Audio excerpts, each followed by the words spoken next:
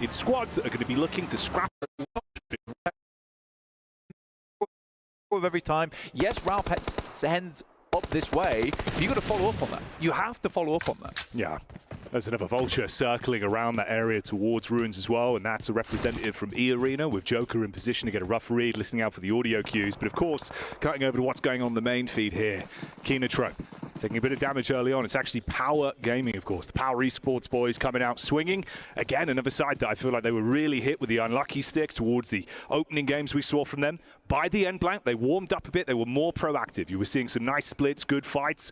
It's not really been that same level of lethality, though, I was expecting to see from Power. Easy was pretty pissed, let's be honest, on that final day. There was a couple of moments where they dropped the ball. Overall, it was a successful day, in my opinion. That's fair. Yeah, they didn't make it into that top 8, but I think you're right. It looked a lot better than that day 1. So for Power, at least, there's definitely opportunity, because I do respect it. I like the fact that they were willing to tell each other, like, guys, we've got to sort this out. There are some situations where we're just not playing well. And you know things are bad when Easy's the one who's holding the reins a lot of times. You don't want to see Al-Hadji in that front line. Narvalo's down. Mate, this is what I was worried about. You could see both of them had the same idea to try and third party on this setup, but E-Arena just instigate it and have already started to put Falcons into a rough spot. The AX setup as well on the drop, it's Henry that goes down. The thing that worries me here, this is way slower. The last time they went for this hot drop, they were taking the punches. They were the ones engaging. Henry seems like he went in for an opening sort of punch with the DBS. Didn't work. He's down, he's isolated, no one's there to back him up. But that worries me. Already, that's a sign of them not playing as confidently as they did last time. It makes no sense to me either for Falcons, because if you're on that rotator from Sami, you've got a quick angle to get across that bridge there. Remember, Thunder Talk's out in the game. Camp Alpha, technically open. Alter Ego in the game. That's the Northwest Island pop open as well, so you've got teams moving in, but most likely on this first game of the survival stage, Camp Alpha is going to be pretty bare. Let's be quite frank about it, and I think for the Falcons, this should have been a quick read, send up, go towards Camp Alpha, or at least the compounds on that south side of it, scout it, and then move further in. I don't understand why we're waiting around here, okay? If not, just have a look in over towards AX and Nongshan Red Force, you maybe get a pick off there, but the speed is slow. It's a slow rollout. This is certainly a slow setup here as well. Doxy just playing on the edge towards the doorway there. You've got Cyrax in position. If he runs in, baited out by the shots, you should get a quick connection off with the DBS, take him down from the sidelines. There's only 3 of them left, of course, with Henry falling early. Oh, the decision-making on it! He had the timing for so long. Doxy gets in, not just with one, but a second follow-up supported by the squad, and that's how they shut them down. God. I mean, fair play to him, right? He got the hit reg off. Yeah. And he just doesn't do enough damage. I think the annoying thing for him is that Doxy just goes in with such careless abandon that it's almost hard to hit the shot on him. If AX going down there does feel pretty rough, but for Nongshan Red Force, definitely a positive sign for them. Getting ahead with all 4 players up. Power loses 2 as they move up. Easy. Frontliner, nade in hand, always has been touted as one of the better players on that team when it comes to those nades. Yeah, this was silly, in my opinion. Yeah. Oh, man. Yeah. Wow. That's a lot of emotion. Yeah, I mean, you know how much it means to them. And that is a brutal start. One, you've got to sit there and just really absorb the atmosphere of the other teams now. No influence you can have on this lobby. Dude, it also causes problem for you into the future, because now you're kind of considering whether you should keep going back to Paradise Resort. True. All right, it sets a precedent for Yangon Galacticos. Power Al-Hadji's still down. Managed to get 2 elims this game.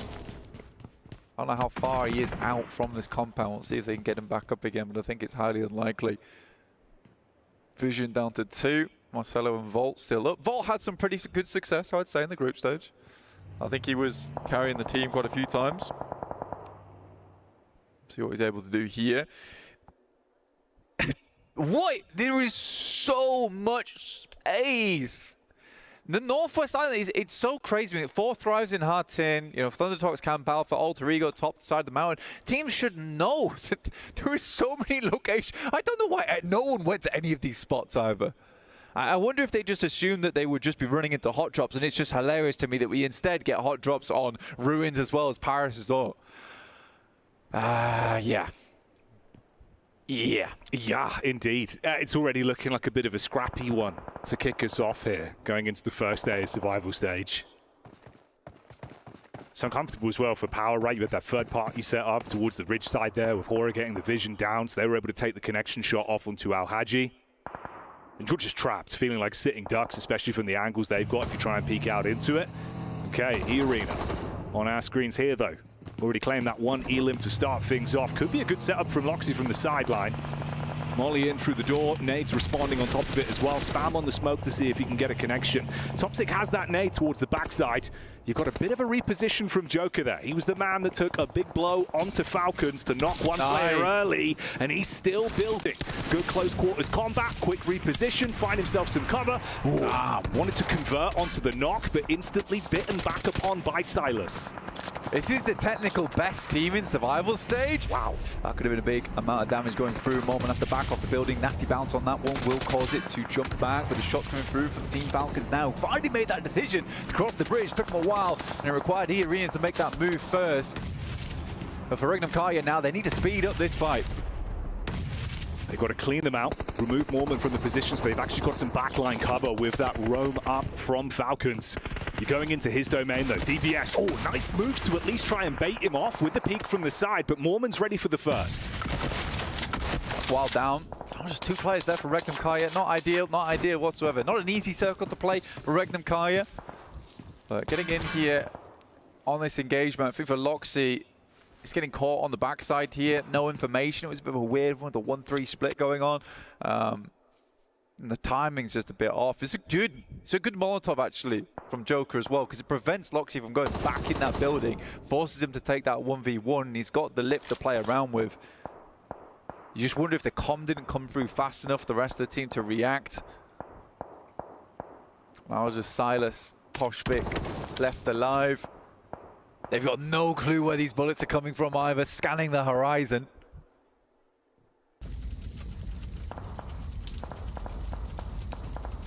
And the elim feed as well, it's that delayed fight that was going on between Vision and Power.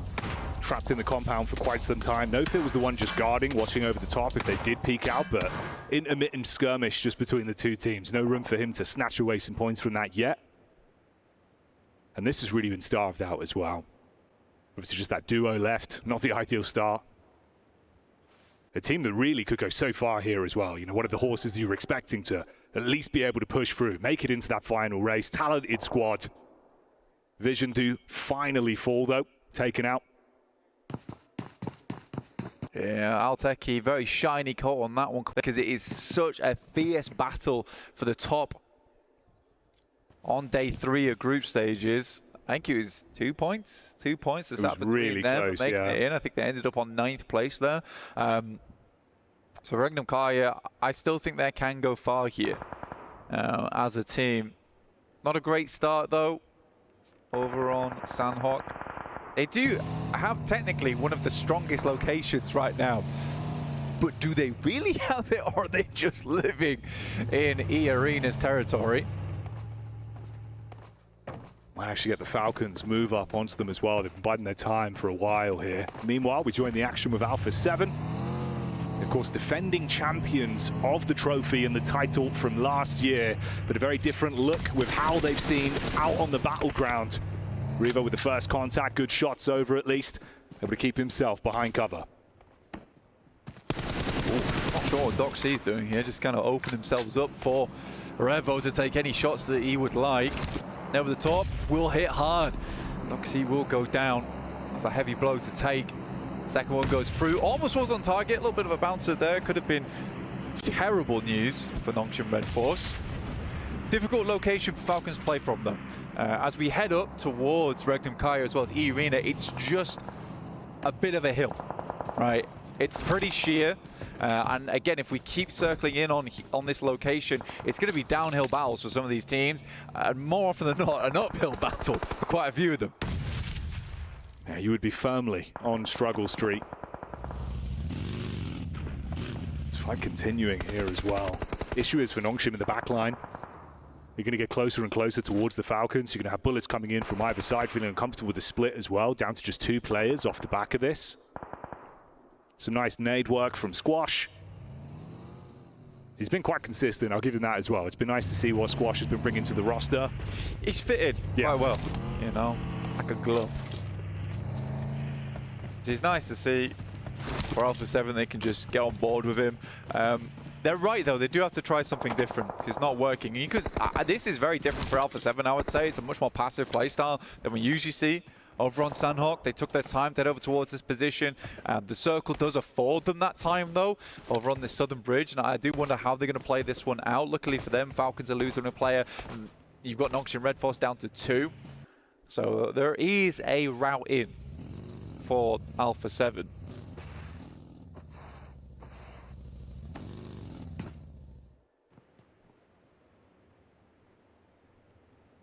Regnum Karia as well. It feels like it's so unfortunate with the setup there of how that initial fight went. Then ever since, right, you've been trapped. Silas just having to keep himself in cover with the vehicle behind. Knows there's teams around him. The crazy thing to me is that E-Arena's not cleared them. No. Because I get that Silence could take shots. I mean, if I'm E-Arena right now, I'm looking to clear Regnum Kalia as this circle starts to push in. A lot of these teams on the northeast side are worrying about one another as opposed to E-Arena and Regnum Kalia. You don't want them sat in this location. It's such a strong spot as well, considering like the surrounding area of it, where it's quite difficult to push over to that location. There's a little bit of cover in terms of trees as well as the rocks. But you have prime location. And so do Falcons. Falcons managed to pull this back from what was a bit of a shaky start, in my opinion. I feel like they could have had this a lot sooner. You had the reposition from Ragnar as well, of course, the last remaining member of Power Esports. Not bad considering they found themselves 6 eliminations, but obviously going to want to try and steal away more. So much line of sight to play with.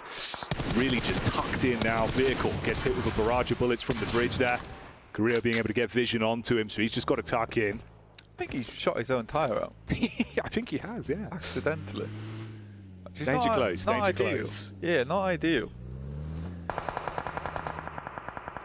guess this has at least taken the attention off Binny. Obviously, he tucked in underneath the bridge a while ago when Nongshin had to back off. Check it. At least check it. He should know there's another team around here. He clears one. He knows there's at least 2 players up for Nongshin Red Force. Clear the bridge, please. This is actually spotted as well. Late on the rotate. Man, he could be problematic. For Alpha 7, they've got a fantastic spot to play out this game, at least get a top 4, right? You don't clear bridge, you lose a player to bridge, that hampers your chances. In the meantime, Yangon Galacticos have been pushing in from the blue, right? Now they're up against Influence Rage, and Myrna sends a wild spray in over towards Diego, who luckily gets the shot around the side. Vision obscured, but the bullets were on target. For Diego, though, response back up close, and it's all gone wrong. Lay on the bandage.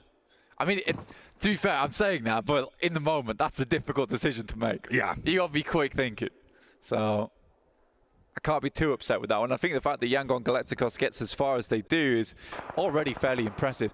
Horror Esports moving across from that northeast side. They do clean up Kino Trope with Scarface actually finding those shots from Fireflux. Always on the long range, that guy, as we go in towards our next circle. That's brutal. That is brutal.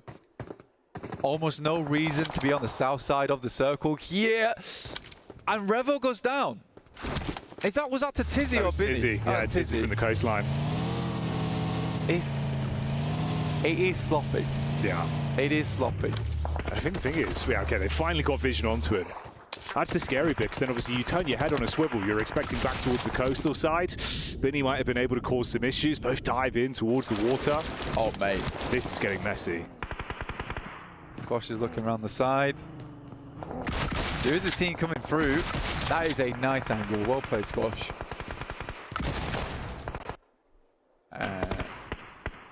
Ignore that. Five looks over towards the east. Right now, they just need to clear a lot of these teams on their eastern side, but they lose one in Solus, which is not good. They have a lot more teams to deal with, and they need a large roster to make that happen. Desperately needs to get him back up on his feet. Binny will go down eventually. Regnum Kaya actually winning on the north side. Squash finally being able to finish that one off onto Binny as well. And you're right. It's not ideal whatsoever for an intense game. Bullets back over onto it. Meanwhile, we lose the last representative from Horror Esports as well. It's 2 guys. Wow. Push them. Yeah, go for something confident here, surely. Play off one another. I mean, Silas has just been tucked in this exact pos for like a good, what, 5-10 minutes? Effectively uncontested. The nade back. This is wild. This is wild. On the left-hand side, will go down. Toshbek needs to be quick on the trigger, though. If he wants to get Silas back up, one goes down the back lines. They might just finish this off. Now just Mormon left alive. Toshbek in a 1v1. Oh, the peek into it. Okay, quick switch to the shotty secondary and able to mop that one up. But that is rough, dude. The fact he's forced it down to the solo, decision to make to go for the pick back up as well, especially with Fireflux further down the hillside. How has he got away with so much mischief? Just 2 of them. 35 seconds. I think he has time to get Sakura back up again, but yeah, messy.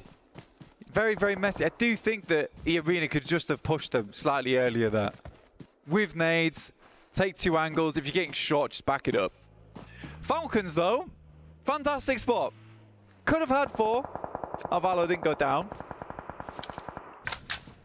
But Alpha 7 do make it to that coastal side, and Tizzy continues to be a problem. Yeah, the double spray. He got the backline angle for a double spray onto Alpha 7. They know he's here. They were aware from so long ago. Exposed themselves to it. This is brutal, bro. Roll up as well. Falcons potentially realizing now's the time to go in. Koa from the sideline spots them. Exchange on points between either team. We say goodbye to Alpha 7. And Falcons looking to put themselves in a good spot. I was hoping Falcons just take down Tizzy there. Honestly.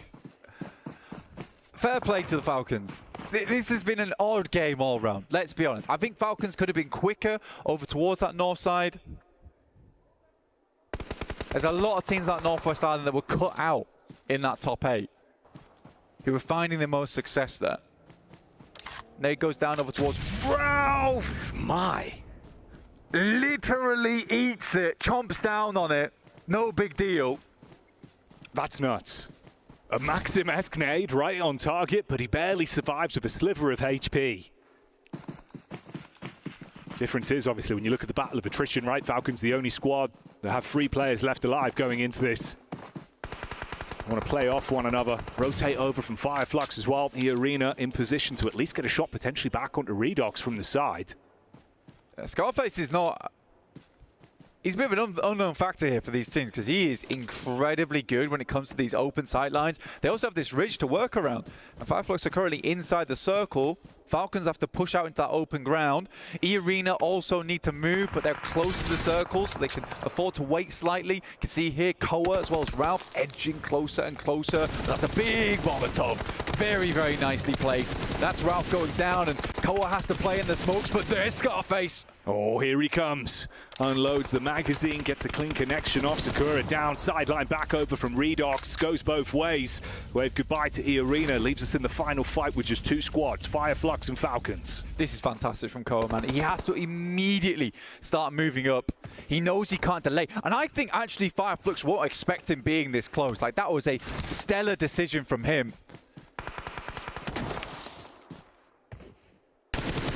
Catch. Spotted out from Redox in the backline. Prime nade from Koa, chucked back over. Calls it quits on the push back up.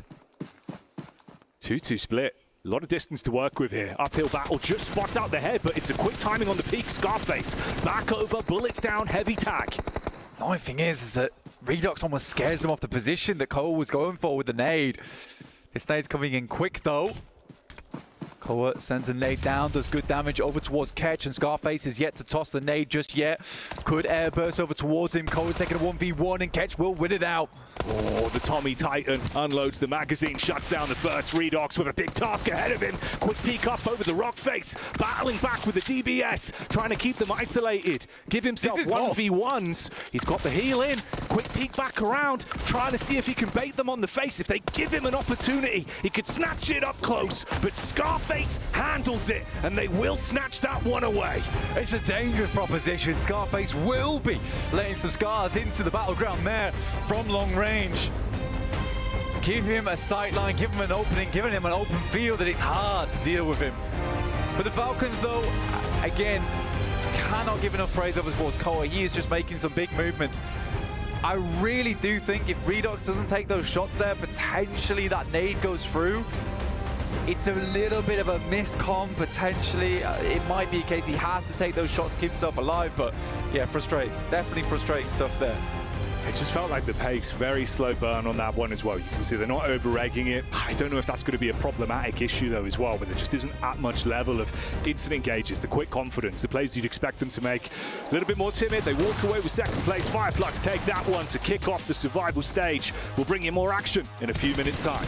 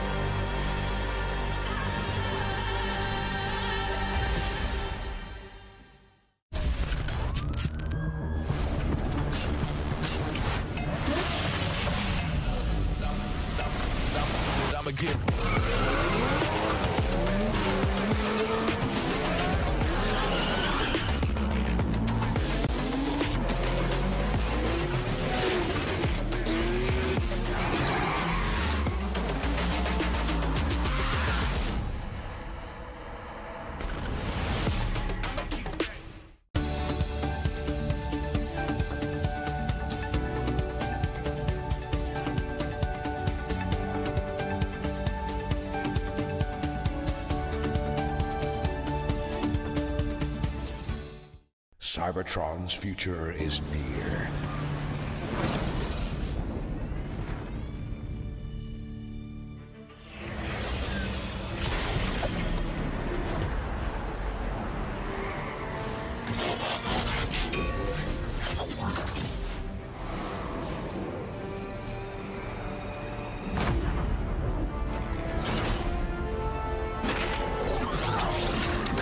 Autobots, roll out!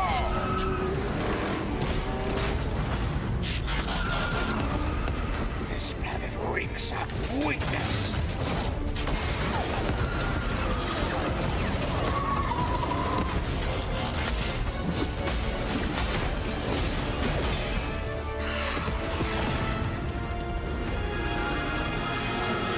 Your courage reignites my spark. We'll crowd a new load of Cybertron.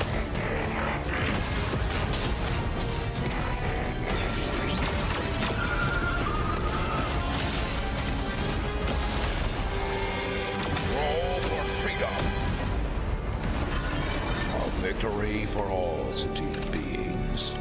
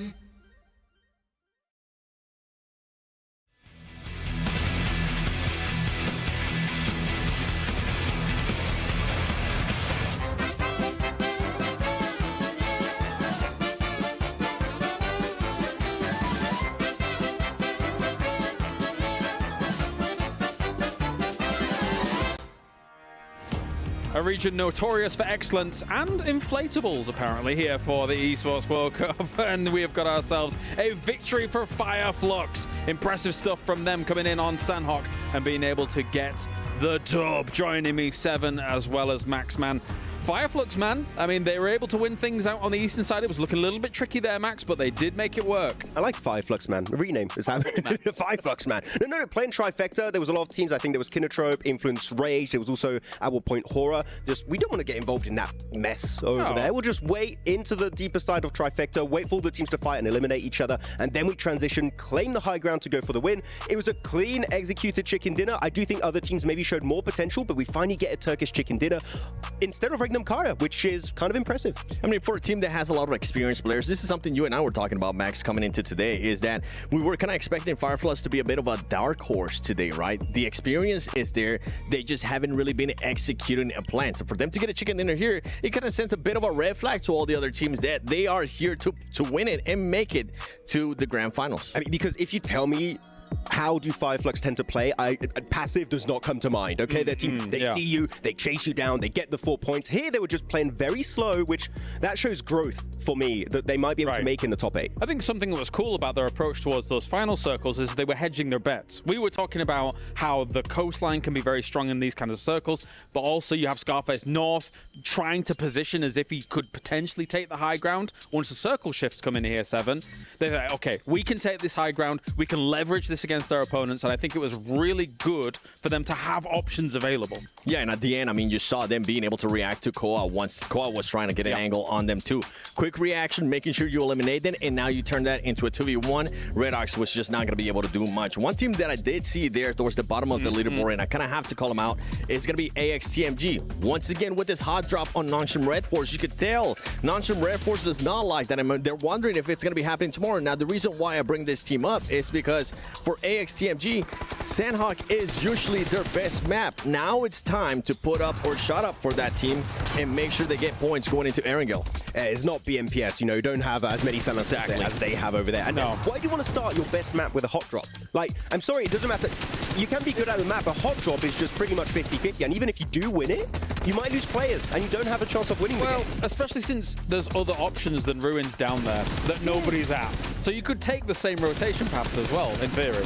Yeah, I could see why they did it, especially because remember, they won that first hot drop back in group stage, and then it kind of forced them out. So they're feeling themselves, they're feeling confident. Yeah. They think they're going to do it again, but that was not the case. I'm hoping that one of these two teams is going to be giving up. And if it's any team, I would highly suggest for AXTMG to just step away. You're talking about AXTMG, R8, Yangon Galacticos. That was happening in Paradise Resort. I thought it was completely resolved after the group stage, right? We know where all these teams drop. So you know these compounds, these cities are overtaken. Why is it happening again when you only have, again, 12 games? You need to make every game count, so this is going to hurt them really, really badly here for the survival stage. Very small sample size of 12 games. And if 2 games on a Sandhawk are going to be an aggressive starts and things like that, I would argue in a really long form tournament, Paradise Resort's not that bad a spot to actually challenge for compared to a Ruins, right, Max? But I mean,